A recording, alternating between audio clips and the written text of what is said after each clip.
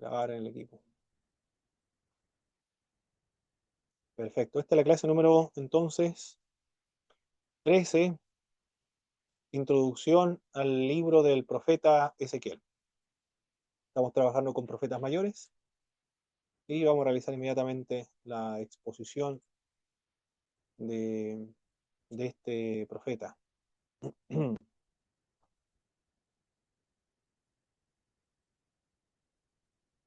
Aquí estamos viendo la visión de Ezequiel. Es una pintura en óleo del siglo XVI, 1518, y el pintor se imaginaba o interpretó de esa forma la visión que tuvo del profeta Ezequiel. Bueno, la imagen no es como seres vivientes, sino que imagina un buey, también hay un león, un águila, no se logra pensar bien el águila. Son 4 rostros de hombre, águila, león y buey. También seres vivientes, hay una carroza, bueno, no se logra apreciar la carroza, pero un hombre sentado en, en un trono, relámpagos, truenos, un arco iris, pero eso es lo que él ve en el retrato. Después vamos a ver muchos más retratos todavía de los artistas, lo que han logrado interpretar basado en lo que dice el libro de Ezequiel. Este hombre, el profeta Ezequiel, ha despertado la fascinación a través de la historia. En su época, estamos hablando del siglo VI antes del Señor Jesucristo, la gente acudía a él como quien asiste a un espectáculo artístico. Y el Señor se lo dijo al profeta Ezequiel. Por favor, hermano Roberto, vamos a darle lectura al capítulo 33, verso 32 del profeta Ezequiel. Y ahí nos dice el Señor cómo la gente iba a considerar o ver a este profeta. Simplemente como un, un, espe- un espectáculo, era un espectáculo artístico. El capítulo Perdón, 33, Ezequiel, ¿cuánto? capítulo 33, verso 32.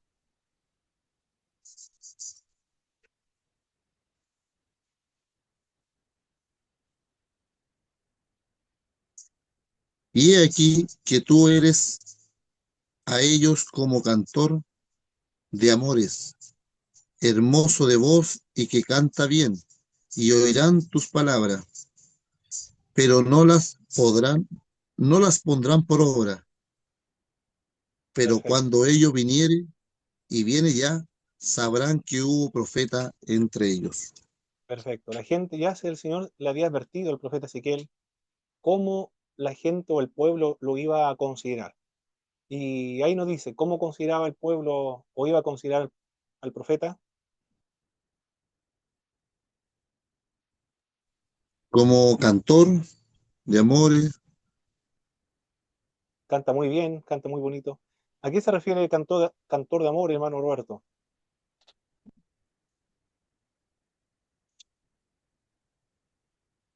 Uno que canta música eh, romántica, ¿no? claro.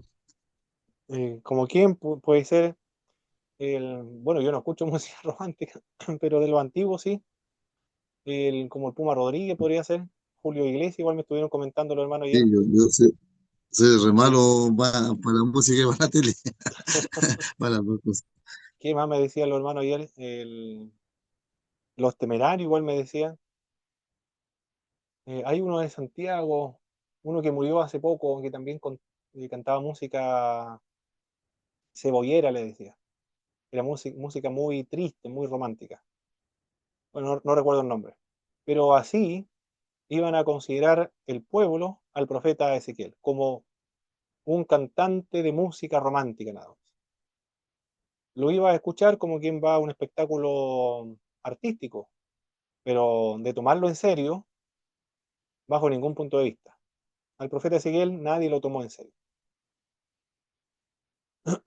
La predicación de este profeta despertaba en el pueblo pecador curiosidad artística.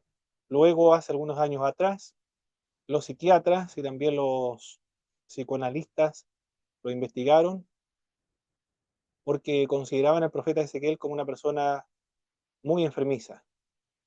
Para un autor está enfermo de catalepsia, es decir, una persona que sufre trastornos muy severos, que permanece inmóvil por mucho tiempo, sin moverse.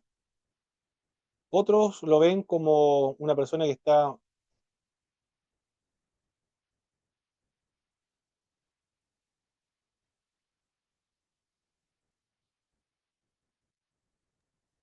No lo escucho, profesor. No, nada, impresionante. ¿Cuánto duró? Ahí, 5 ahí minutos. sí, ahí, ahí sí. No duró nada esta batería.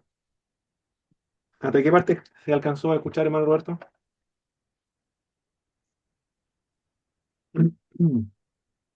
Estaba indicando que... Una diferencia como de 6 segundos, una cosa así. Ok, no hay mucho entonces. Ya lo consideraron a él, a este profeta, como un enfermo de catalepsia y también un esquizofrénico. Y después, cuando los psicoanalistas, los psiquiatras lo dejaron en paz, comenzaron los ufólogos a verlo como uno de los privilegiados de la antigüedad, que fue testigo de los platillos voladores y experimentó la abducción por los ovnis. Así ha pasado este hombre por diversas apreciaciones que ha tenido la gente acerca de él, como un cantor de amores, como un enfermo de catalepsia, como un esquizofrénico, como una persona que sufrió la adopción de ovnis, que ve platillos voladores. Y eso es lo que ven los ufólogos actualmente. La actividad del profeta Ezequiel se puede dividir en dos partes, muy sencillos, casi como se logra apreciar en el libro del profeta Isaías cuando estudiamos a Isaías. Isaías, del capítulo 1 al capítulo 39, trata acerca del juicio, pero después del capítulo 40 en adelante, hasta el 66, el último, consolación. Ocurre casi del mismo modo con el profeta Ezequiel.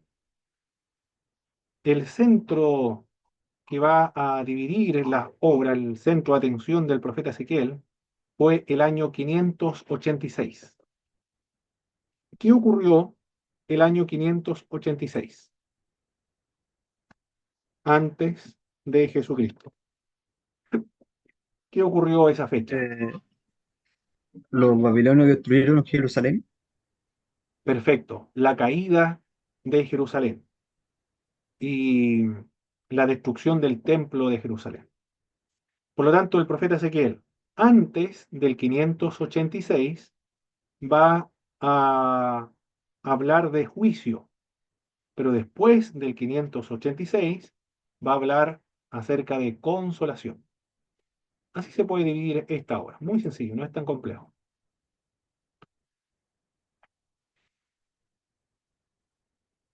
Con respecto al hombre, su nombre en hebreo significa fortaleza, Dios fortalece. Sus descendientes provienen de una familia influyente sacerdotal hebrea, es de la familia de Sadoc. Y ese dato es muy importante porque como él es sacerdote o desciende de una familia sacerdotal, va a utilizar simbología, analogías, ilustraciones propias del templo para ilustrar la restauración que va a ocurrir en el futuro. Después, cuando se cumplan los 70 años, como había vaticinado el profeta Jeremías y como lo había indicado el profeta Isaías, por medio de Ciro, el siervo, el pastor, el ungido, él va a permitir que el pueblo hebreo regrese otra vez a Jerusalén y reconstruyan el templo. El profeta Ezequiel menciona lo mismo, pero empleando analogías propias de el servicio sacerdotal, del templo, los ritos, los servicios, los sacrificios. Se crió este hombre en Jerusalén y estaba familiarizado con el ritual del templo, aunque probablemente nunca ejerció funciones como sacerdote. En el año 597, aquí estamos, 597, antes de Cristo, fue llevado a Babilonia junto con otros miles de judíos al cautiverio. Los babilonios se llevaron a personas de la aristocracia, a personas influyentes. No se llevaron a cualquier persona, sino se llevaron a personas que podían ejercer una función muy importante, una influencia. Por lo tanto, para evitar revueltas políticas y para evitar conflictos bélicos futuros, entonces se llevaron a personas relevantes. Por ejemplo, supongamos el caso, los rusos actualmente podrían ser los chinos también, o Corea del Norte, que quisiera invadir Chile, por ejemplo. ¿A qué personas se podrían llevar? ¿A qué personas influyentes podrían llevarse a Babilonia? Perdón, a estos lugares, a Rusia o a China o a Corea del Norte. Supongamos que el caso fuera similar.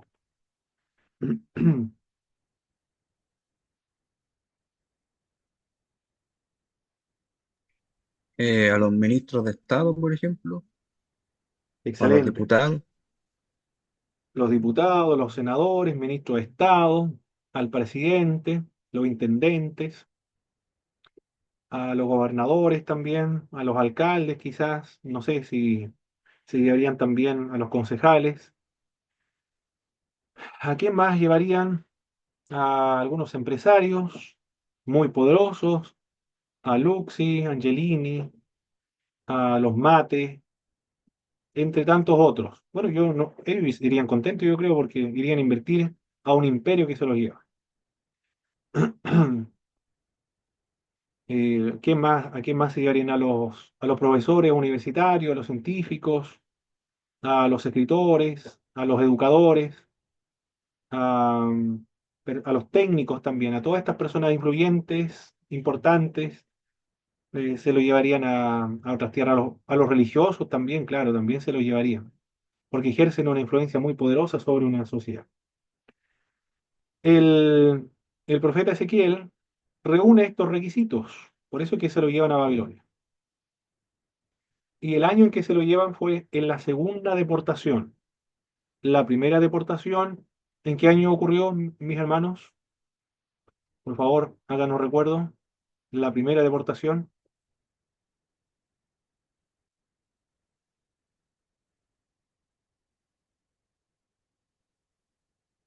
¿cuándo ocurrió la primera deportación? Eh, Disculpe, profe, ¿no fue el 605? ¿O no? Excelente. Ahí se fue Daniel. La segunda deportación, 597. La tercera deportación,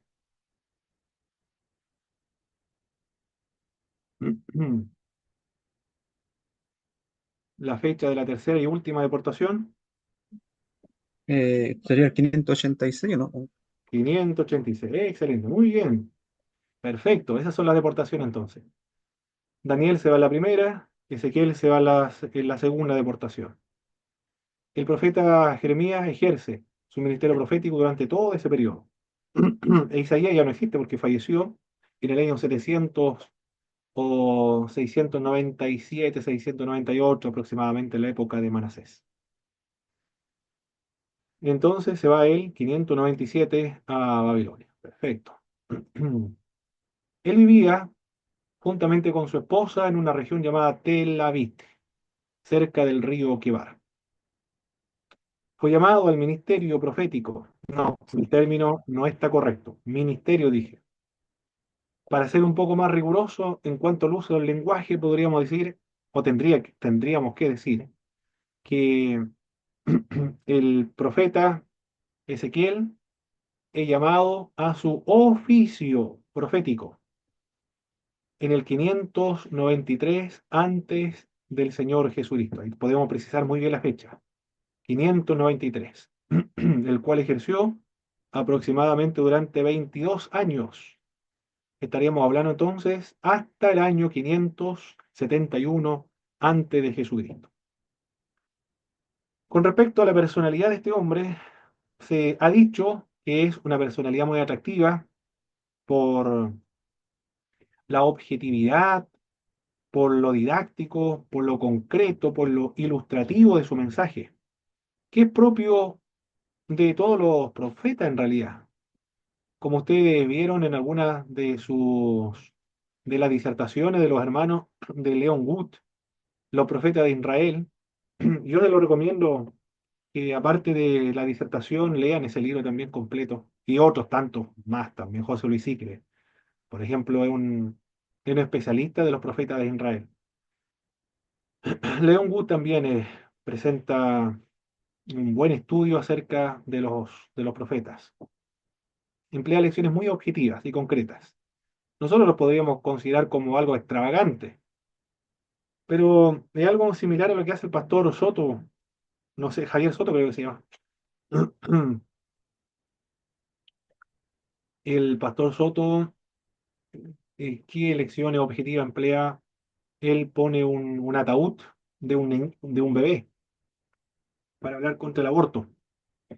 No sé si ha empleado otro tipo de métodos o otras analogías para presentar su mensaje. Así una vez tomó una bandera del movimiento LGTB y dijo que lo utilizaba para como una alfombra, la pisaba.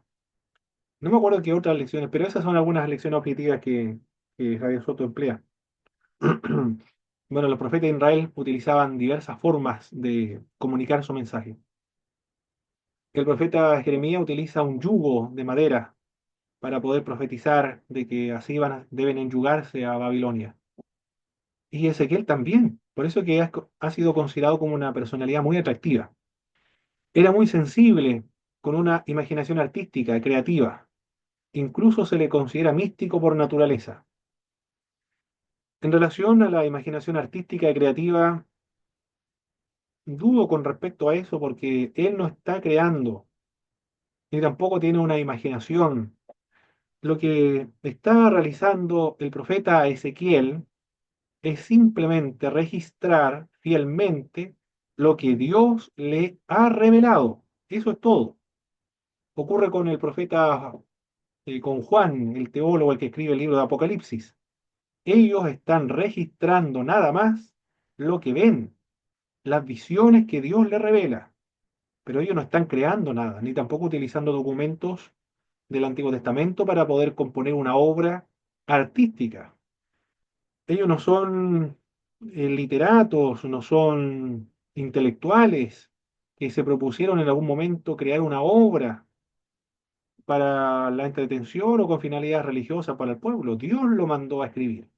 Ellos están siendo fiel en la revelación que el Señor le está dando. Eso nunca hay que olvidarlo porque a veces cuando leemos expresiones como esta, sensible, con una imaginación artística y creativa, ellos simplemente están registrando lo que Dios les reveló.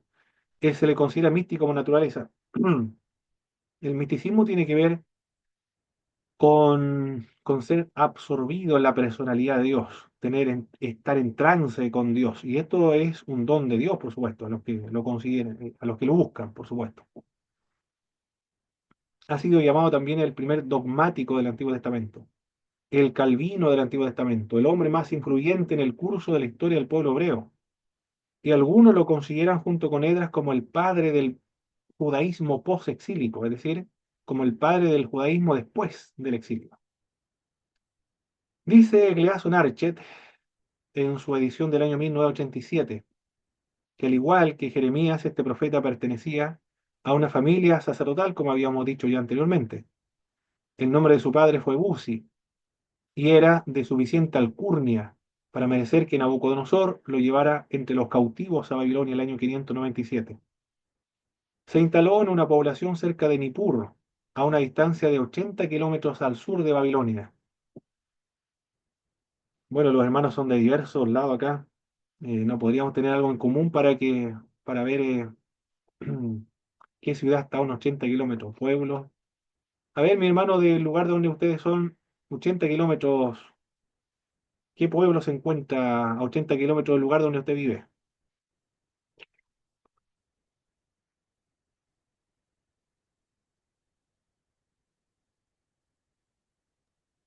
Como de Rancagua casi llegar a Santiago, más o menos Ah, 87 kilómetros. perfecto, ya, muy buena analogía, hermano Roberto. Muy buena comparación porque ya nos da una idea, más o menos, todos conocemos Santiago, Rancagua, nos da una cierta idea de la distancia de dónde fue a radicarse, o lo radicaron en realidad porque aquí son todos exiliados. el profeta Ezequiel, a 80 kilómetros de Babilonia, en un lugar llamado Tel Aviv, sobre el Gran Canal. La traducción más apropiada de las palabras río Quebar, el profeta Ezequiel fue llamado al oficio profético. Este es el término exacto, hermano. Oficio profético. Alrededor de 30 años de edad. Esta edad del profeta no hay una claridad, sin embargo, si se refiere a los 30 años de edad del profeta o estar mencionando otra fecha, capítulo 1, verso 1 del profeta Ezequiel. No, aquí no hay claridad, hay ambigüedad con respecto a la fecha. Aconteció en el año 30, en el mes cuarto, a los 5 días del mes, que estando yo en medio de los cautivos junto al río Quebar, los cielos se abrieron y vi visiones de Dios. Aconteció en el año 30, pero ¿el año 30 de qué? El año 30 del ascenso de un rey, de ser llevado cautivo, o la edad de él. No, no hay seguridad a qué podría referirse. Era casado, su feliz matrimonio terminó con el fallecimiento de la esposa, y se puede datar también muy bien la fecha del fallecimiento de su esposa, 587. Antes de Cristo fallece su esposa. Y él no tiene que llorarla, porque este acto del fallecimiento de su esposa representa, ilustra en la vida del profeta Ezequiel la realidad espiritual que está viviendo el pueblo de Dios. Los judíos han muerto para Dios y Dios no la va a lamentar ni la va a llorar. Es decir, su esposa no lo lamenta ni lo llora. Y él debe actuar como Dios actúa frente a su pueblo Israel que está siendo destruido y muerto.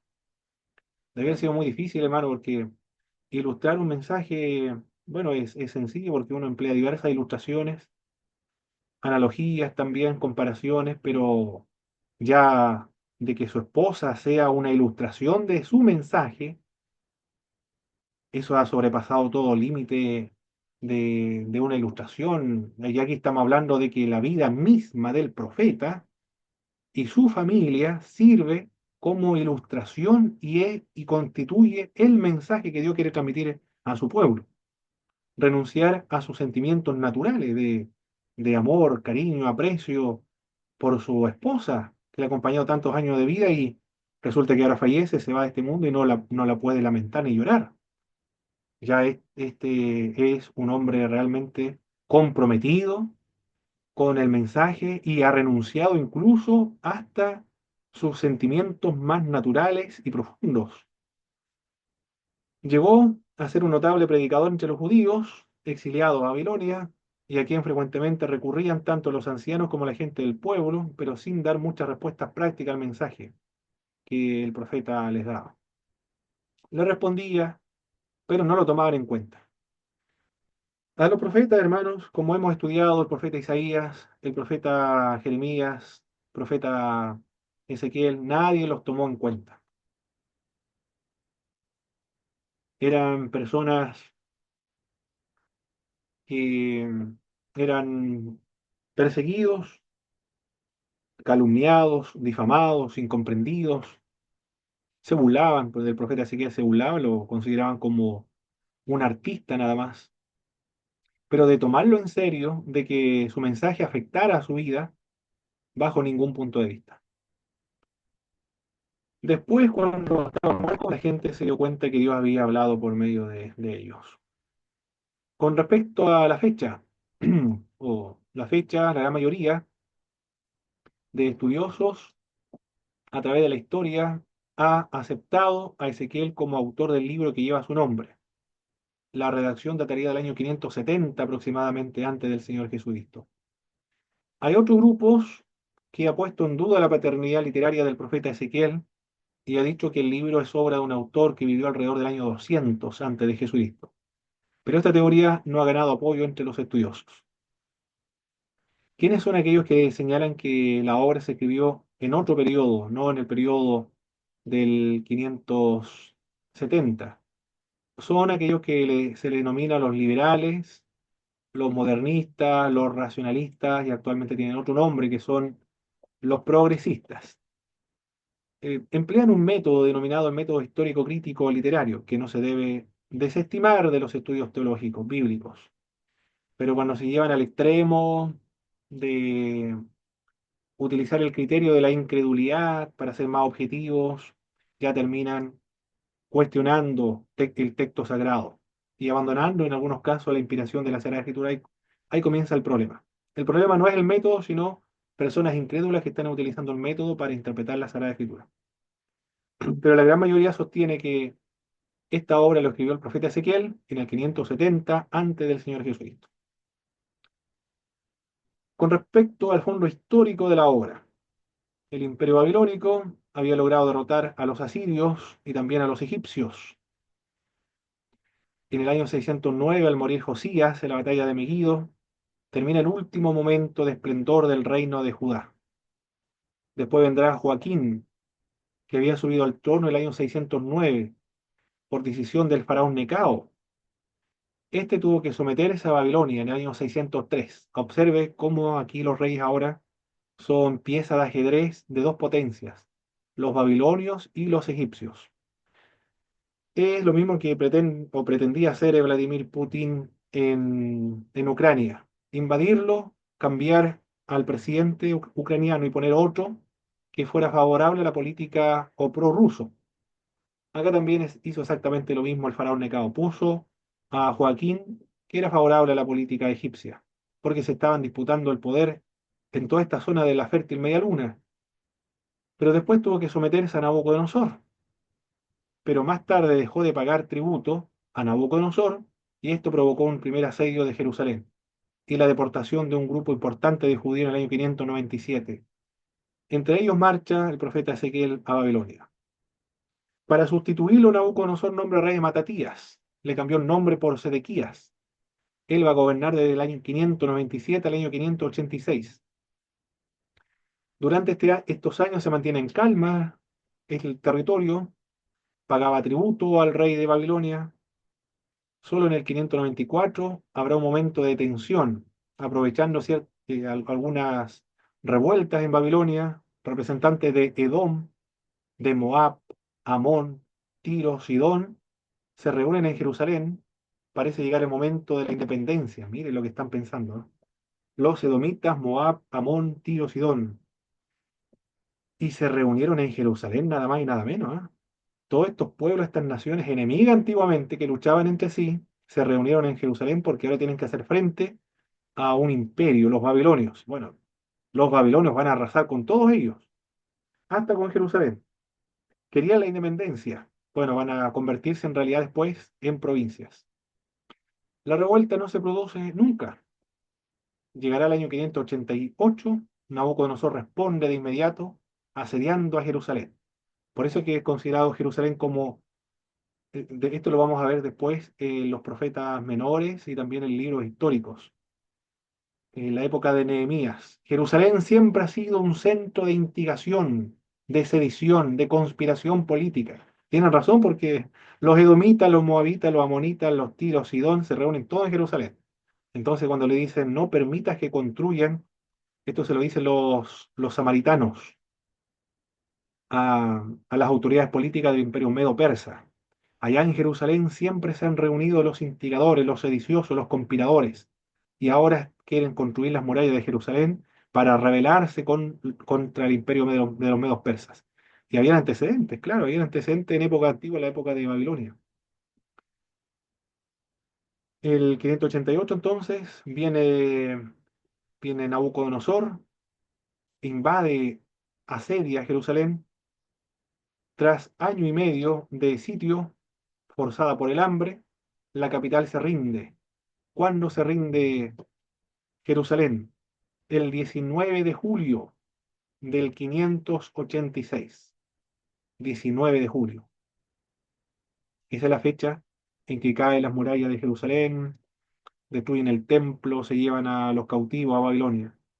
Un mes más tarde tendrá lugar el incendio del templo, del palacio real, de las casas. Los babilonios saquean los tesoros, derriban las murallas y deportan a un nuevo grupo a, a Babilonia, el tercer grupo. Esa es la triste historia del pueblo hebreo durante este periodo del siglo VI antes de Jesucristo. El evento central que ocupó la atención del ministerio profético de Ezequiel fue la caída de Jerusalén. El profeta Ezequiel fue el atalaya de Dios a los cautivos en Babilonia. ¿Alguna pregunta hasta aquí, mis queridos hermanos?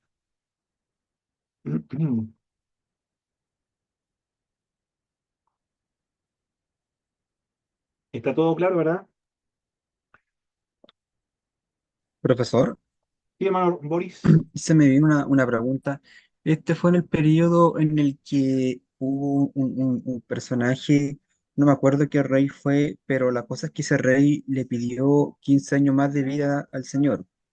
El Señor le concedió 15 años más de vida, pero resulta que en ese tiempo fue donde ¿cómo se llama? El rey le mostró todas las riquezas del templo de Babilonia y producto de eso despertó la codicia de los babilonios y por eso que fue que lo invadieron.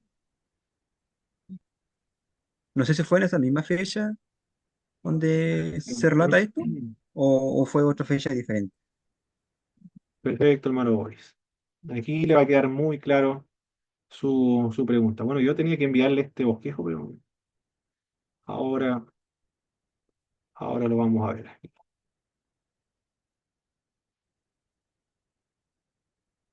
Esto es, aquí está.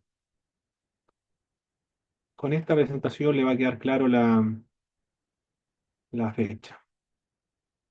Aquí está.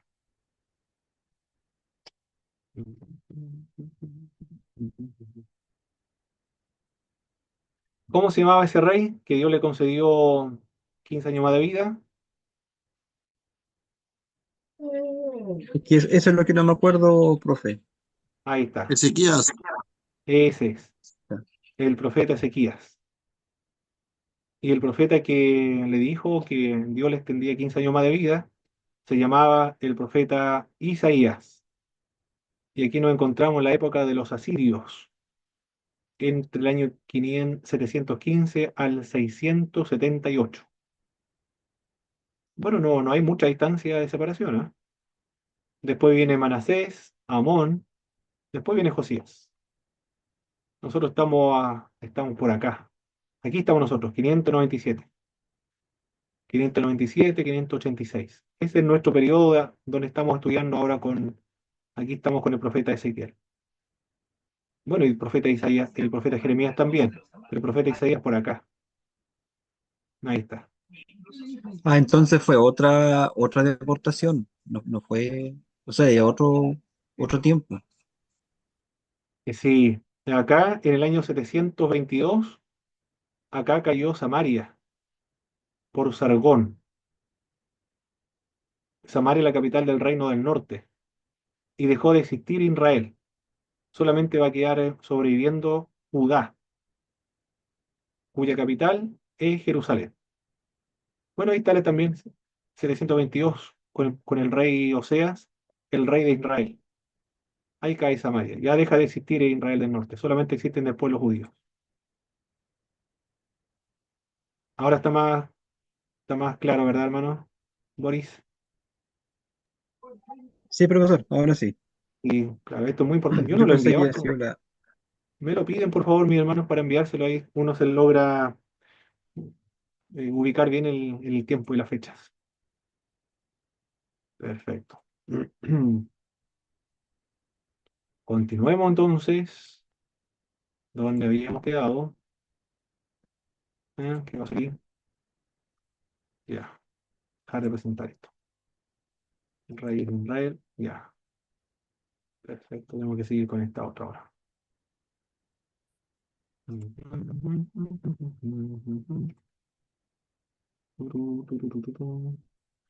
Me dicen, por favor, hermano, ¿qué están viendo ahora en su pantalla?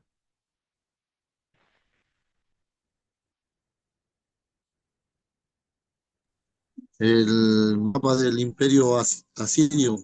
Excelente, muy bien. Aquí tenemos una imagen entonces del imperio del siglo octavo asirio, el que invade Samaria, destruye la capital del reino del norte, desaparece Israel, solamente sobrevive Judá por la intervención divina, recuerde. porque estaba el profeta Isaías, el rey Acaz, que el Señor mató al rey en Asiria, y un ángel en la noche va a matar a 186 mil soldados de los asirios. Después del imperio de los asirios viene el imperio babilónico.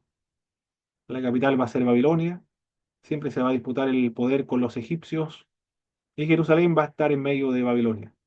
Ellos van a castigar, se va a desatar la ira de Dios por medio de Babilonia contra los judíos por la idolatría, por diversos pecados.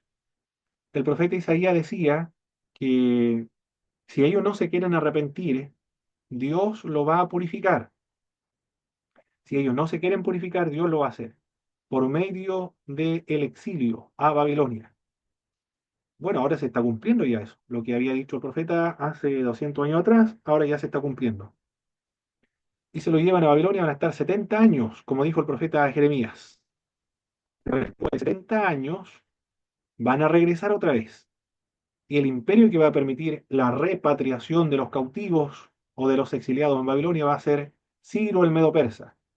Ya lo había hablado el profeta Isaías, decía Isaías, mi siervo con respecto a Ciro, muy ungido, mi pastor, quien va a implementar lo que yo me propuse.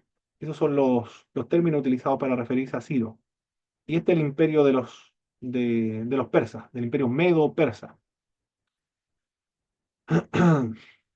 El profeta Daniel va a estar en este imperio también.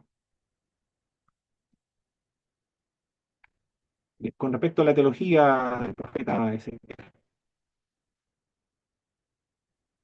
Una de la teología que podemos ver, teología, hay varios tipos de teología aquí. Vamos a hablar de doctrinas, de las doctrinas acerca de Dios.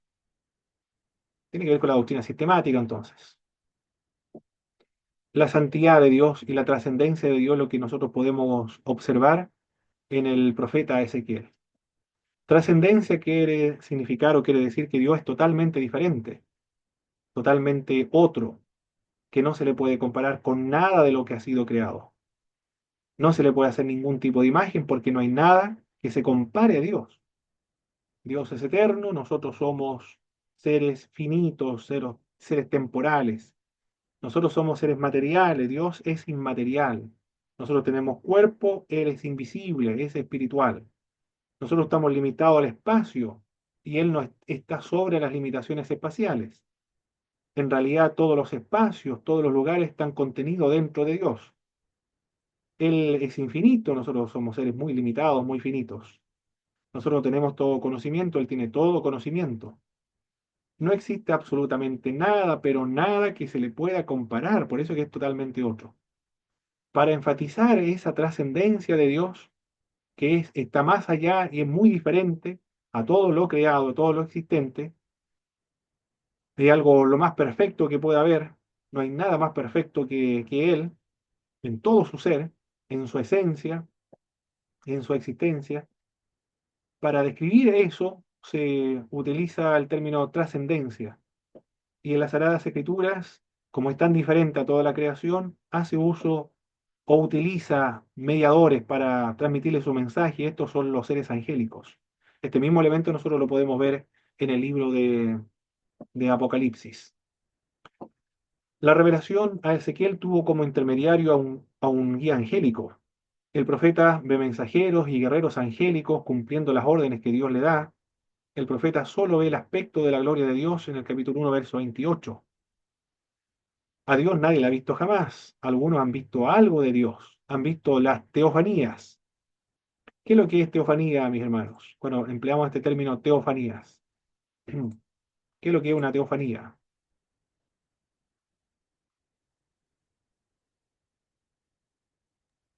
Una manifestación visible de Dios. Una manifestación de Dios. Eso es la teofanía. Manifestación de Dios. Un ejemplo, por favor, mis queridos hermanos, de una teofanía.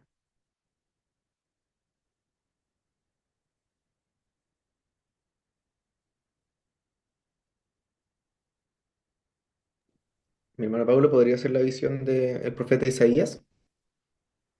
Muy bien, la visión. Perfecto, es diferente, ¿eh? Una teofanía es diferente a una visión. La visión se encuentra en un estado, ¿cómo lo podríamos decir nosotros? En un estado de trance, un estado visionario. Sí, eso podríamos decir, ¿no? Una éxtasis o trance o un estado visionario. Una visión, la persona está despierta, pero Dios le muestra visiblemente el evento, el acontecimiento. Pero es una visión. La visión siempre tiene un significado que debe transmitir a los demás. En cambio, acá en la teofanía parece que es diferente a una visión, ¿eh? Pareciera que fuera diferente, porque es una manifestación de Dios. En cambio, la visión no necesariamente es una manifestación de Dios, porque una visión puede ser animales, por ejemplo, que inmundos que descienden del cielo, como en un rollo, como lo vio el apóstol Pedro, y el Señor le dice, mata y come. Son animales que está viendo. Otra visión, una bestia que sale del mar, una bestia que sale de la tierra, también un dragón de 10 cabezas, siete cabezas, 10 cuernos. Son visiones, no necesariamente de Dios. Por lo tanto, parece que es hora diferente. Acá una manifestación de Dios, esto, manifestación de Dios. Entonces tendríamos que hacer esa pequeña diferencia. Tendríamos que decir, salsa ardiendo parece que una, ¿cierto? Una salsa ardiendo, una visión de Dios, una manifestación de Dios, es Dios mismo, pero sin embargo, por medio de una manifestación. ¿Qué más puede ser? El ángel de Jehová es un ángel, pero es Jehová. ¿Qué más? La columna de fuego la noche que guía al pueblo de Israel a través del desierto. Una nube también que protege al pueblo de Israel en el desierto durante el día. La paloma que desciende sobre Jesucristo y que representa o simboliza el Espíritu de Dios. Otra teofanía. Bueno, la nube, ya dije, relámpago, fuego, el fuego que desciende sobre los discípulos de Jesucristo en Pentecostés y se posa sobre la cabeza. No es fuego, es como un fuego, como lengua de fuego, pero que está representando, ilustrando la manifestación de Dios. Bueno, eso es teofanía. El- ya, eso es, entonces lo expliqué aquí. Perfecto. Bueno, acá lo que ve es una visión realmente, una visión, un aspecto de la gloria de Dios. Pero a Dios nadie le ha visto jamás. Han visto visiones solamente como esa, la gloria de Dios. Otros han visto la espalda de Dios, que es parte de la gloria de una teofanía también, por supuesto. Y se está hablando de Dios en otros términos, términos antropomórficos. Es decir, se habla o se describe de Dios como si tuviese partes o cuerpos humanos. El- bueno, eso es lo que han visto de Dios. O una nube, un fuego, una zarza ardiendo. Dios es santo, no tolera la maldad de Israel. Eso es la otra teología que podemos observar en el libro de Ezequiel. Los capítulos 4 al 24 se dedican en gran parte a oráculos que anuncian que Dios ya no pasará por alto el pecado de la nación. Dios es justo, paga a cada uno conforme a su obra. La ira de Dios es la reacción de la justicia de Dios frente al pecado y es una forma de reaccionar a la santidad de Dios porque su santidad precisamente ha sido ofendida por el pecado de los seres humanos. Bueno, esto, la santidad, la justicia, están relacionadas. Santidad, justicia, todo esto está relacionado. La ira de Dios, todo se relaciona. Israel ha sido una nación rebelde. Esto ya lo sabemos, ya, sí, Isaías, desde el profeta Isaías capítulo 1 ya lo viene diciendo. En la historia del pueblo hebreo, los libros históricos describen la rebelión del pueblo hebreo. En el libro del Pentateuco, en el Génesis, ya estamos viendo la rebelión de los seres humanos. Por lo tanto, esto no nos sorprende, mis hermanos. Nuestra vida, de toda nuestra vida, es una vida de rebeldía, incluso del pueblo de Dios, hay manifestaciones de rebeldía. de pecado, de incomprensión, de poca comunicación, de una inadecuada comunicación a pesar de que somos creyentes. Por eso es que existen iglesias del Oriente, iglesias monofisitas, iglesias autocéfalas, iglesias orientales, occidentales, protestantes, evangélicos, pentecostales, neopentecostales, emergentes, una variedad pero impresionante de iglesias. ¿Por qué? Por la naturaleza pecaminosa de los seres humanos. Por lo tanto, esto no nos sorprende. En el libro de Apocalipsis también vemos la rebeldía de los seres humanos. En vez de adorar al Creador, están adorando a las piedras y suplican y ruegan a las piedras. Caigan sobre nosotros y escóndanos del rostro de aquel que está sentado en el trono, porque el gran día de su ira ha llegado. Bueno, esto no nos sorprende. No es solamente el pueblo hebreo el que es rebelde, sino todo el mundo, toda una sociedad. Desde que Adán y Eva se rebeló en el huerto del Edén rebelde, se rebela contra el Señor.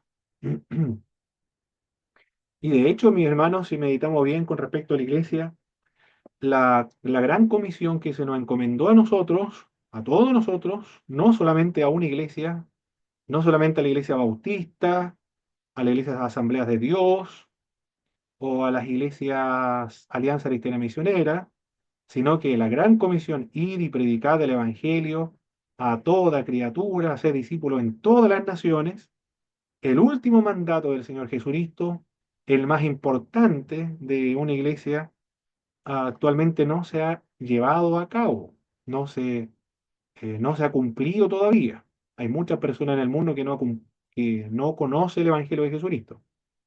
¿No es eso un acto de, no sé, de rebeldía o no? Considerar, si lo podemos considerar así o no. De desobediencia podría ser.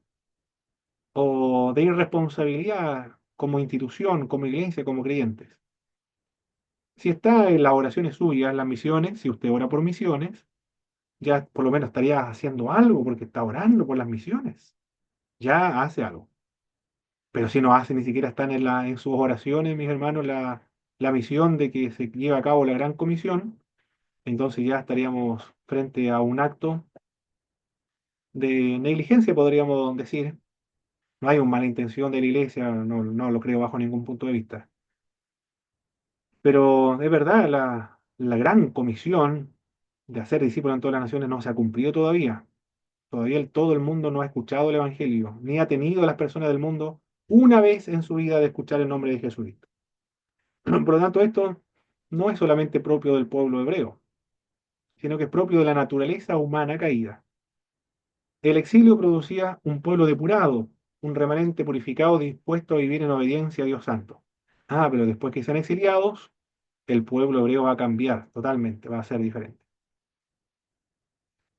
A partir de estándares occidentales, el comportamiento del profeta a menudo se considera como un comportamiento patológico del profeta Ezequiel, porque él permanece inmóvil por largos periodos de tiempo. Él duerme 390 días al lado izquierdo, 390 días al lado derecho. Es sordo, queda mudo, su lengua se pega al paladar, la gente va a conversar con él y es como hablarle o tratar de conversar o entablar una conversación con una pared. No entiende absolutamente, no hay comunicación con el profeta. Y cuando muere su esposa, la gente se admira porque dice, este hombre no tiene sentimientos. ¿Qué clase de corazón tiene este? Que no llora a su esposa. Tiene arrebato visionario de pronto. Cuenta historias y visiones extraordinarias. Se comporta de una forma muy extravagante. Por eso que es considerado como, lo han considerado como una persona que estaba enferma. La gracia y la misericordia de Dios también es otro de la teología que podemos observar en el libro del profeta Ezequiel. Dios volvería a estar en medio de ellos otra vez. El profeta Ezequiel dice que ve la gloria de Dios por medio de una nube, que se levanta del lugar santísimo, se pone en el atrio, después en el centro de la ciudad y después a un monte hacia el oriente. Y en el capítulo 1 del profeta Ezequiel dice que la gloria de Dios va llegando como un viento tempestuoso majestuoso, va llegando al oriente por el norte, es decir, se va a Babilonia. Se entiende muy bien lo que quiere decir el profeta con respecto a la gloria de Dios. Se va de Jerusalén y se va con los cautivos a Babilonia. Después regresa otra vez la gloria de Dios a Jerusalén, a la tierra prometida, con los que vuelven del exilio. Se va, pero vuelve. Se va con los cautivos, pero los cautivos volverán otra vez a su tierra. ¿No es eso lo que decía el profeta Isaías? Es lo mismo que decía el profeta Jeremías. El profeta Ezequiel repite exactamente la misma idea. Van porque son pecadores, Dios lo va a purificar y luego regresarán a su patria otra vez. Y esto se escribe, mis hermanos, antes de que sus predicciones se hayan cumplido. Recuerde que él vivió o dejó de ministrar hasta el 570. El 538 volverán a su tierra. El profeta Jeremías fue muerto en el 580 en Egipto, según la tradición por los judíos idólatras. Y la profecía de Jeremías se cumple el 538. El profeta Isaías murió el año 700, una cifra redonda, probablemente el año 700 antes de Cristo. Y su profecía se cumple el 538, 200 años después de la muerte del profeta. 200 y tantos años después de la muerte de este hombre. Por lo tanto, los judíos, después de que volvieron de Babilonia, van a decir, estos hombres hablaron de Dios y nuestros padres ninguno lo reconoció, ninguno le obedeció. Entonces fueron incorporados sus obras a el texto sagrado, fueron incorporados al canon sagrado, a la Biblia. Por eso es que tenemos estos libros en nuestras Biblias, porque era nombre de Dios, lo que ellos dijeron se cumplió. ¿Qué más? Dios daría a su pueblo un corazón nuevo, un nuevo espíritu, haría un nuevo pacto con su pueblo, había abandonado su templo en el capítulo 10, pero regresaría de nuevo a él en forma gloriosa en el capítulo 43. La nación viviría de nuevo bajo un príncipe davídico. El príncipe davídico gobernaría con justicia al pueblo. Otra teología que podemos observar, otra doctrina acerca de Dios, esto sería la teología propia, hermano. Teología propia es decir, doctrina que hable solamente de o propiamente de Dios. Dios es soberano, gobierna no solo los destinos de Israel, sino también de todas las naciones. Y en la visión del capítulo 1, ya vemos que Dios es el soberano sobre todas las naciones. En esta representación de los cuatro seres vivientes, con cuatro caras, cuatro ruedas, con ojos por todas partes, que sostienen una carroza y que encima de la carroza hay un sillón, un trono, y alguien sentado en ese trono, relámpagos, truenos. Lo que quiere decir toda esa visión es que Dios tiene control absolutamente sobre toda la historia humana, sobre todo lo que acontece en la tierra. No hay nada que acontezca sin la autoridad o sin que Dios lo provoque. Por lo tanto, Él es soberano. Bueno, le dice lo mismo el profeta Isaías. Jeremías dice exactamente lo mismo también. Dios es soberano. Si los asirios van a destruir a los israelitas del norte es porque Dios lo está usando. Y luego le dice, se va a gloriar el hacha, cuando en realidad es la mano el que está tomando el hacha y está cortando leña. Así también se gloría Siria en su poder, no se da cuenta que yo, dice el Señor, lo estoy utilizando para destruir al pueblo de Israel, para extirpar el pecado del pueblo de Dios, para no infectar a Judá. Ocurrió lo mismo con el profeta Jeremías. Le dijo que Dios le había entregado a Jerusalén en las manos de Babilonia y de Nabucodonosor, y la voluntad de Dios era que sirvieran a Babilonia. Eso le decía Jeremías, entréguense a Babilonia. Si ustedes quieren ser obedientes y vivir, la salvación ahora consiste, ahora en este contexto, en entregarse a los babilonios. Dios es soberano, gobierna sobre todas las cosas. Él levantó a Nabucodonosor, eso también lo dice el profeta Daniel. Dios levanta a Nabucodonosor. con la finalidad de purificar a su pueblo. No está atado a un lugar, como pensaban los judíos, a un pequeño recinto en la parte trasera del templo en Jerusalén. Esta idea del Dios territorial, que era un concepto de los cananeos, era un concepto de los egipcios, también de los de Mesopotamia, los amalecitas, edomitas, moabitas, todas las naciones alrededor, mis hermanos, que circundaban al pueblo de Israel. Bueno, tengo información hasta esa zona geográfica, quizás en otras partes de la Tierra, si seguimos investigando las religiones mundiales, quizás tengan esta misma idea. Me parece mucho que sí, que los dioses son muy territoriales, no tienen control sobre todas las cosas, sobre todo el mundo. Aunque hay algunos que sí, por ejemplo, Chao Chen, el que controla a todos. Pero tengo que preguntar bien ahí con respecto a Chao Chen, si controla a todo o solamente tiene que ver con el pueblo mapuche, nada más. Ahí tengo que consultar bien si el concepto del Dios universal o no. Pero en esta zona geográfica, los dioses son territoriales. Pero ese concepto no es de los judíos, de los hebreos, específicamente de los profetas o de Moisés, pero que influyeron sobre el pueblo de Dios. Por eso que los judíos pensaron en la época de los jueces, llevaron el arca en Silo, llevaron el arca pensando que por el hecho de tener a Dios contenido en un arca le iba a dar la victoria. No ocurrió así porque los filisteos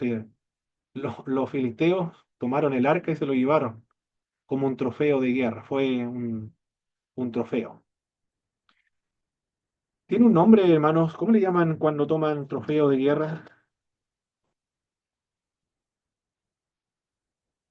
a los enemigos de una guerra? ¿Cómo se le denomina eso? ¿Un helicóptero, un tanque o un barco, por ejemplo? ¿Cómo se le llama eso? Botín, eso es. El botín. Tomaron el arca como un botín. Y en la época de Jeremías, decían los judíos, el pecado nuestro no nos va a alcanzar, porque nosotros estamos aquí seguros en este templo. Aquí vive Dios, aquí está Dios, aquí en Jerusalén nada nos va a ocurrir, porque este es el sitio donde Dios vive. Y aquí esto es indestructible, estamos muy seguros. Podemos pecar todo lo que queramos, total aquí la justicia de Dios no nos va a alcanzar. Bueno, estaban equivocados porque Dios controla todas las cosas. No es alguien que esté atado a un lugar en el templo. Y de hecho, de eso dice el profeta Ezequiel. La gloria de Dios se va y se va a Jerusalén ahora. Pero la primera visión que tiene Ezequiel es de que Dios está sobre toda la tierra, no solamente sobre Jerusalén. Para los profetas, el Dios nuestro, y para el Dios de los profetas, para los profetas de Israel, esto también lo dice Leon Wood y todos José Luis Sicre, todos los que estudian los libros proféticos que son fascinantes estudiarlos, el Dios de los profetas es el Dios universal. Controla todo el mundo, todas las cosas. No está en lugar, sus palabras se cumplieron porque Él es el Señor. Se van a cumplir y se cumplieron. Esto es lo que me gusta de Isaías cuando decía, cuando llevaba el litigio a los otros dioses y lo ponía como en el asiento de los acusados. La imagen era esa, era como una especie de una escena en un juicio. Y Dios era el acusador, le decía, muéstrennos a nosotros lo que va a ocurrir en el futuro y nosotros creeremos en ustedes. Después le dice, hagan algo bueno, o por lo menos hagan algo malo para que nosotros tengamos algo que decir a ustedes, pero ustedes no dicen nada. Yo le voy a demostrar que soy Dios, le decía luego Dios. Porque, ¿qué otra persona, qué otro Dios ha anunciado los acontecimientos futuros? Yo anuncio lo futuro para que cuando ocurra en el futuro, ustedes sepan que hubo profeta en Israel y que yo soy el verdadero Dios. Y eso ya lo podemos ver acá nosotros en la historia del pueblo hebreo y acá con el profeta Ezequiel. Otro de los temas, que ya no tiene que ver con la teología propia, sino más bien con una teología que tiene que ver con la responsabilidad personal. Los judíos estaban empleando un refrán, que también lo menciona el profeta Jeremías. Los padres comieron las uvas agrias y resulta que a los que se les terminó cariando los dientes fueron a sus hijos. Es como decir, los papás eran muy buenos para el chocolate, para la bebida, para huevitos de chocolate. Ahora todos venden huevitos de chocolate para Pascua. O Sanenus, bueno, todos los chocolates, no sé qué otra cosa dulce. Todo lo dulce que usted se puede imaginar. Y resulta que a los hijos se le cayeron los dientes. Eso es lo que decían los judíos estando en el exilio en Babilonia. Y el Señor le dice, nunca más se va a repetir este refrán entre ustedes. Todas las almas son mías. El alma que pecare, esa alma morirá. Si hay un padre que es pecador, él morirá por su propio pecado, pero el hijo que le nazca no hereda el pecado del papá. Si este hijo anda en la rectitud y obedece la ley y es obediente, su justicia le causará la vida. Pero si éste tiene un hijo que es malo, se aparta del ejemplo dejado por su papá, la justicia del papá no le va a salvar. Él de cierto morirá. Bueno, sigue listando eh, un- la genealogía, los descendientes, sigue mostrando diversos ejemplos. Lo que quiere decir es el pasaje del capítulo 18 del profeta Ezequiel, es que cada uno es responsable moralmente delante de Dios. El hijo no responde por el papá, ni el papá responde por el hijo. Cada uno es responsable delante de Dios de su pecado. El ejemplo no está, el ser humano no está condicionado, decretado, preordenado a seguir el ejemplo del papá, porque él puede cambiar de posición, tiene la libertad, el ser humano es libre de decidir cómo conducirse en la vida. Y las decisiones que tome, él es el único responsable, no está determinado a pecar. Los judíos, al emplear este refrán, estaban diciendo que Dios es injusto, porque está castigando a justo con pecadores.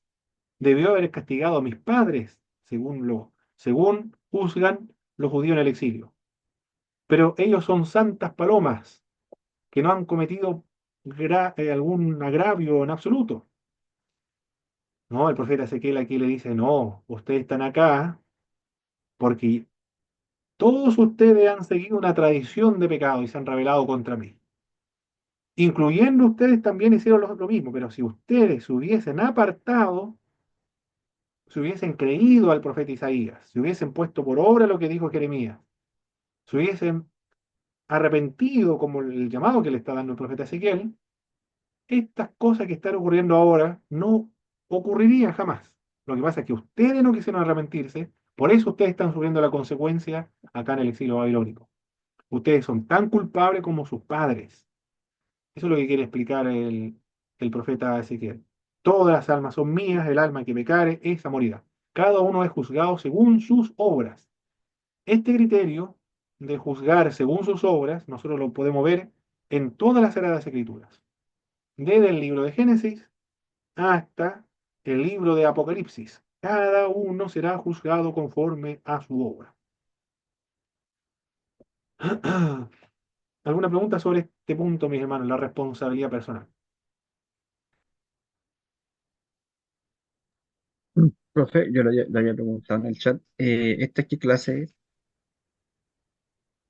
Es la clase 13. 13. Ya, gracias. Correcto. ¿Ninguna pregunta entonces, mis queridos hermanos?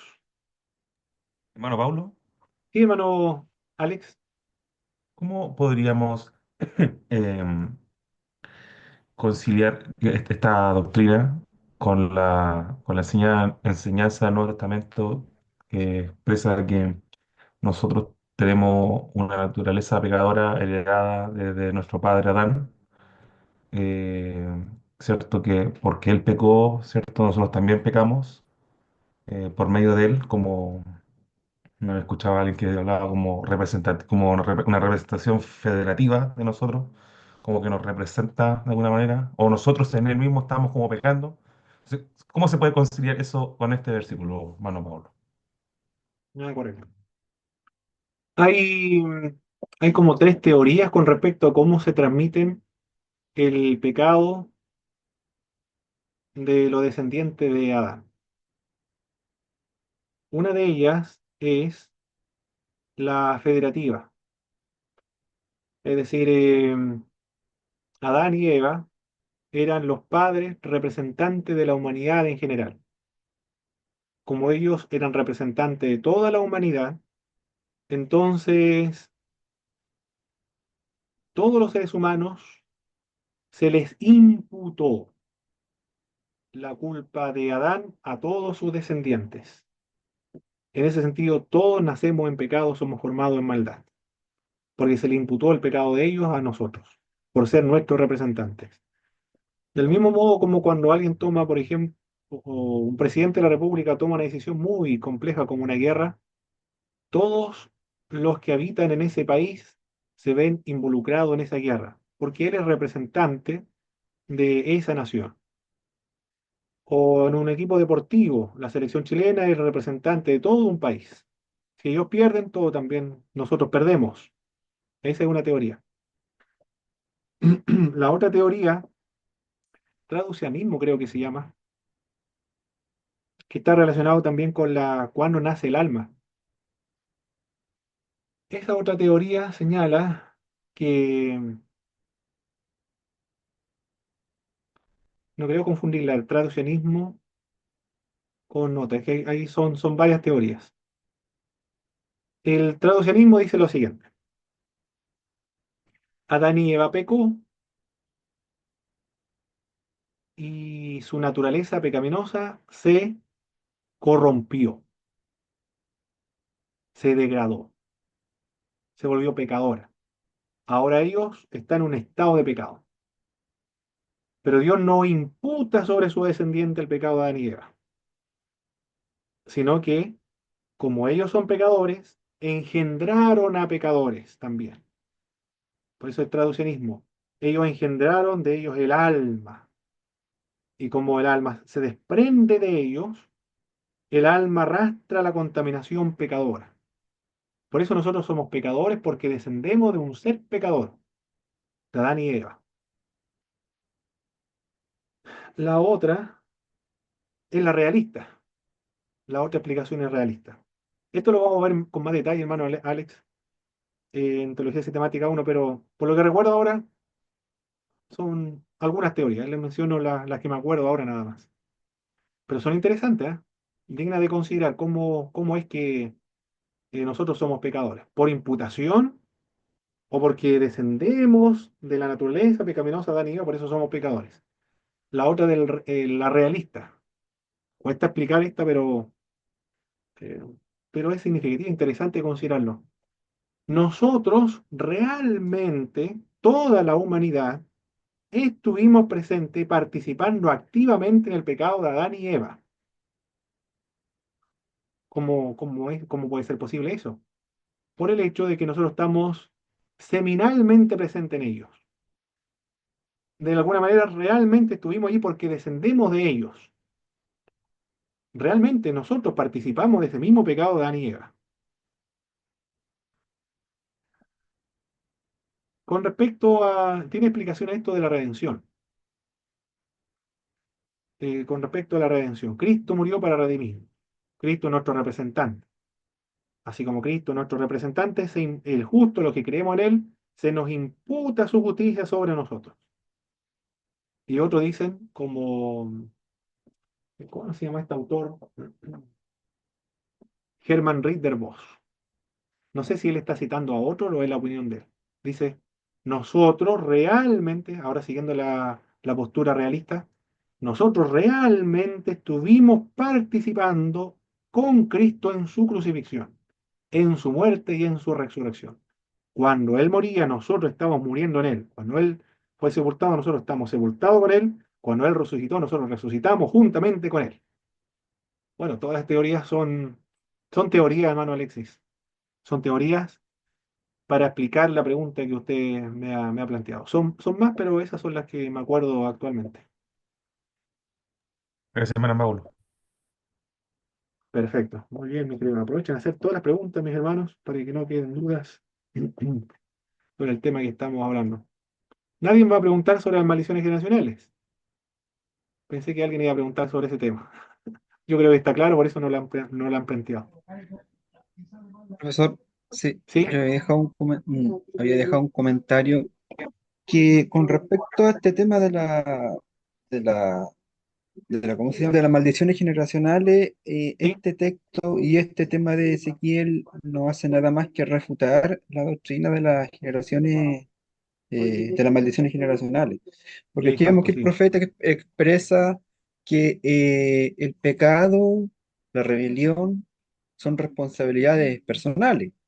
Correcto. No se le atribuye la responsabilidad ni al hijo, ni al nieto, ni al bisnieto, ni a ninguna generación, Exacto. sino que dice el alma que pecare, esa morirá. O Correcto. sea, el, si tú pecas, tú mueres, tú asumes las consecuencias, no las Correcto. asumen los descendientes. Exacto. Eso era lo que quería comentar ahí con respecto. Muy claro, ¿cierto? Muy claro, hermanos. Muy claro. Con respecto a eso de leyendo la Biblia, mis hermanos, si usted lee la Biblia y lo estudia de manera ordenada, como lo estamos haciendo nosotros, Pentateuco, libros históricos, profetas, Nuevo Testamento, igualmente los criterios que Dios va a utilizar para el juicio, no hay posibilidades para conservar o predicar esta doctrina de las maldiciones generacionales. No resiste el escrutinio bíblico, ni tampoco el escrutinio histórico. No lo resiste bajo ningún punto de vista.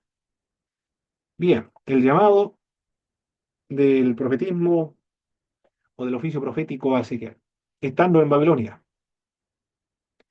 No se sabe a partir de qué época cuenta Ezequiel. El año 30, si corresponde al calendario babilónico, al calendario israelita. Orígenes pensó que representaba la edad del propio profeta, 30 años. En el quinto año de la deportación del rey Joaquín, esta declaración es más fácil de precisar. Él fue llamado al oficio profético el año 593, porque ocurre en el quinto año de la deportación de Joaquín. Y eso ocurrió en 597. La visión que tiene el profeta Ezequiel son cuatro seres vivientes, y ahí se describen los cuatro seres vivientes. Y esta era su apariencia. Había en ellos semejanza de hombre, cada uno tenía cuatro caras y cuatro alas. Y los pies de ellos eran derechos y la planta de sus pies como planta de pie de becerro. Y centelleaban a manera de bronce muy bruñido. Con alas se juntaban el uno al otro. No se volvían cuando andaban, sino que cada uno caminaba derecho hacia adelante. Y el aspecto de sus caras era de cara de hombre, cara de león, al lado derecho de los cuatro y cara de buey, a la izquierda de los cuatro, asimismo había los cuatro caras de águila. Así eran sus caras, y tenían sus alas extendidas por encima, cada uno dos, los cuales se juntaban y las otras dos cubrían sus cuerpos. Cada uno caminaba derecho hacia adelante, hacia donde el espíritu les movía que anduviesen. Andaban, y cuando andaban no se volvían.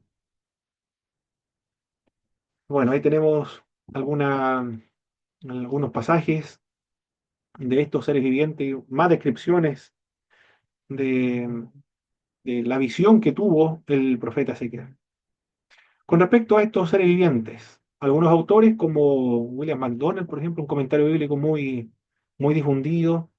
Yo no sé si todavía se está vendiendo, pero lo alcancé a comprar en una edición 2024 en castellano. Dice él que los seres vivientes simbolizan aquellos atributos de Dios. Los seres vivientes son símbolos entonces.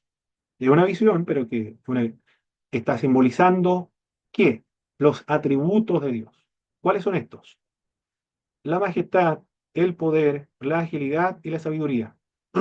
La majestad en el rostro del león, el poder en el rostro del buey, la agilidad en el rostro del águila y la sabiduría en el rostro de hombre. Si nosotros le preguntamos a los judíos, ¿cuál es la respuesta que nos dan los judíos con respecto al simbolismo de estos cuatro seres vivientes? Esto proviene de la Midrash. Los judíos interpretan esta sección de la siguiente manera. El hombre es una criatura exaltada sobre todas las demás criaturas. El águila es exaltada sobre los pájaros o las aves. El buey es exaltado sobre los animales domésticos. El león es exaltado sobre las bestias salvajes. Y todos ellos han recibido dominio, se les ha dado grandeza. Sin embargo, todos ellos están debajo de la carroza del santo. Por lo tanto, toda esta creación está bajo el control de Dios. Esa es la interpretación que se le ha dado a estos seres vivientes. En el capítulo 28, perdón, capítulo 1, verso 28, se nos da el significado de esta visión. Está muy clara. Por favor, ¿quién puede leer el verso 28, mis hermanos?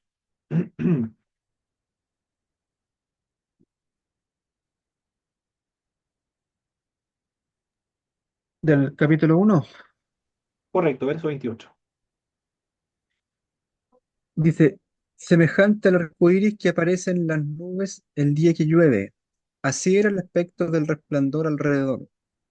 Esta era la apariencia de la imagen de la gloria de Jehová. Y cuando yo la vi, me postré sobre mi rostro y oí la voz de uno que hablaba. ¿Qué simboliza entonces toda esta visión? Según el verso 28, La gloria, la gloria de Dios, nada más. Eso es lo que quiere simbolizar, la gloria de Dios. No es tan complejo, porque el mismo texto bíblico indica cuál es el significado de la visión. Simboliza o significa la gloria de Dios. En el verso 4 dice, y miré y aquí que venía del norte un viento tempestuoso y una gran nube, con un fuego envolvente. Alrededor de él un resplandor, y en medio del fuego algo que parecía como bronce refulgente, y en medio de ella la figura de cuatro seres vivientes. ¿Qué está viendo el profeta Ezequiel?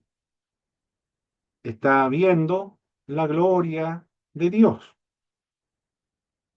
El del norte un viento tempestuoso, una nube, fuego envolvente, resplandor en medio del fuego, que parecía bronce refulgente. Está refiriéndose o está describiendo a Dios, que se nos transmite en otras imágenes, en otras partes, por ejemplo, cuando está en el monte Sinaí, hay nubes, fuego, relámpagos. Bueno, acá más o menos lo mismo, viento tempestuoso. En Pentecostés, un viento recio que soplaba, que estremeció la casa. Bueno, acá es lo mismo.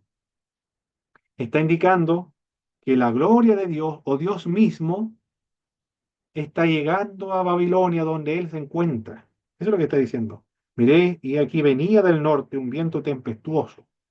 De Jerusalén se va la gloria de Dios o se viene a Babilonia. Eso es lo que quiere expresar. Ezequiel vislumbra la llegada a Babilonia de la gloria de Dios en un viento huracanado que venía del norte. En una perspectiva universalista, el profeta destaca cómo la gloria de Dios se extiende a toda la tierra sin quedar limitada al templo de Jerusalén. Los cuatro seres vivientes con sus cuatro caras sugieren que la totalidad del mundo, representada por los cuatro puntos cardinales, está sometida a la gloria de Dios. Es decir, el mundo entero, lo que quiere decir toda esta visión, el mundo entero, en todo el mundo se manifiesta la gloria de Dios. Es que otro pasaje bíblico nos dice esto mismo, hermano. Toda la tierra, los cielos cuentan, a ver, ¿cómo el texto bíblico? Los cielos cuentan la gloria de Dios. Los cielos cuentan la gloria de Dios y el firmamento anuncia la obra de sus manos. Todo el cielo. E Isaías decía, los serafines, toda la tierra, santo, santo, santo es el Señor, Dios Todopoderoso. Toda la tierra está llena de su gloria. Bueno, acá lo mismo está diciendo lo mismo el profeta Ezequiel. Toda la tierra, representando estos cuatro seres vivientes, en estos cuatro rostros, en estas cuatro ruedas, que están girando sobre ella, llena por ojo de todas partes, están simbolizando lo mismo, la gloria de Dios que se manifiesta en toda la creación. Describe la llegada de Dios de Israel a Babilonia, donde se encontraban los israelitas que habían sido llevados al exilio. El profeta Ezequiel, como sucedió con Isaías y Jeremías, también fue comisionado para dirigirse a una nación rebelde. El Señor llama a Ezequiel hijo de hombre. Esta expresión aparece 90 veces en el libro. Es un hebraísmo que enfatiza la insignificancia o la mera humanidad del profeta Ezequiel. Participa de la naturaleza humana, no es más que un ser humano, por eso se le aplica ese término hijo de hombre. En Daniel, este título adquirió otras implicancias más mesiánicas. En el Nuevo Testamento es un término que se utiliza para describir al Mesías. Bien, aquí vamos a quedar, mis hermanos. Aquí estoy viendo el chat ahora. Perfecto. Profesor, Ahora estoy viendo el chat. una, eh, una pequeña consulta antes ¿Sí? que nos vayamos. En el Nuevo Testamento, cuando se hace este título de hijo de hombre, aquí, ¿por qué? ¿Qué quiere decir ese título de hijo de hombre? ¿Solamente, únicamente es para recalcar el aspecto humano de Jesús, nada más? ¿O tiene otras implicancias también? Es un término muy ambiguo que es utilizado en el Nuevo Testamento con la finalidad de ocultar el mesiago del Señor Jesucristo. Tenía algunas connotaciones casi celestiales, un ser casi celestial o casi con características casi divinas. Pero es ambiguo porque habla acerca de su naturaleza humana, pero también al en usarlo bajo ciertos contextos implica su mesiasgo y algunas características divinas. Y veréis al Hijo del Hombre sentado a la diestra de Dios Todopoderoso, viniendo las nubes del cielo ya, y estamos hablando no de un ser humano, sino que estamos hablando de alguien divino. Pero se utiliza en ese sentido, muy ambiguo para ocultar el mesiago de Jesucristo. Porque si él se presentaba como el Mesías, el Hijo del Hombre, el Redentor de Israel, en los primeros 2 años de su ministerio, podría resultar contraproducente porque las autoridades iban a adelantar su crucifixión y su muerte. Tenía que cumplirse el tiempo de Dios para que se ejecutara los planes de Dios en cuanto a la muerte de Jesucristo. Por eso esperó después el, el último año y ahí se presenta realmente de manera deliberada como el rey y el Mesías. Ya después ya no hubo más problema de esconder su verdadera y auténtica identidad. Pero fue utilizado ese término con esa finalidad, de manera muy ambigua, para esconder algo su identidad.